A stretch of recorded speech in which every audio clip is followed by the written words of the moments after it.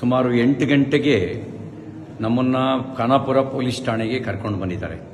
ನನ್ನ ಮೇಲೆ ಯಾವ ಮೊಕದ್ದಮೆ ದಾಖಲಾಗಿದೆ ಅಂತ ನನಗೆ ಹೇಳಿಲ್ಲ. ನಾನು ಕೊಟ್ಟ ದೂರನ್ನು ಗಂಟೆಗಟ್ಟಲೆಯಿಂದ ಸ್ವೀಕಾರ ಮಾಡ್ದಲೇನೆ ನಾನು 0 FIR ಹಾಕಿ ಅಂತ ಹೇಳ್ತಾ ಇದ್ದೀನಿ. ನಾನು ಕೊಟ್ಟ ದೂರನ್ನು ದಾಖಲಿಸ್ತಾ ಇಲ್ಲ. ಈಗ ಇಲ್ಲಿಂದ ಇನ್ನೆಲ್ಲಿಗೋ ಕರ್ಕೊಂಡು ಹೋಗುವಂಥ ಸಂಚು ನಡೆಸ್ತಾ ಇದ್ದಾರೆ. ಎಲ್ಲಿ ಕರ್ಕೊಂಡು ಹೋಗ್ತಾ ಇದ್ದಾರೆ ಅಂತ ಗೊತ್ತಿಲ್ಲ.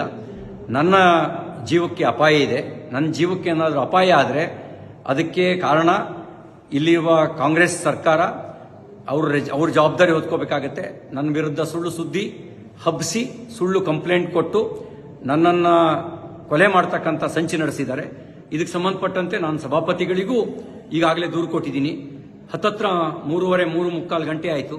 ನಾನು ಪೊಲೀಸ್ ಠಾಣೆಗೆ ಬಂದು ಏನು ದೂರಿದೆ ಅಂತಲೂ ಹೇಳಿಲ್ಲ, ನಮಗೆ ಏನು ಬೇಕು ಅಂತಲೂ ಕೇಳಿಲ್ಲ. ಹೀನಾಯವಾಗಿ ನಡೆಸ್ಕೊಳ್ಳೋ ಕೆಲಸ ಮಾಡ್ತಾ ಇದ್ದಾರೆ. ಮತ್ತು ಇಲ್ಲಿಂದ ಎಲ್ಲಿಗೆ ಕರ್ಕೊಂಡು ಹೋಗ್ತಾರೆ ಅನ್ನೋದು ಕೂಡ ನನಗೆ ಸ್ಪಷ್ಟತೆ ಇಲ್ಲ.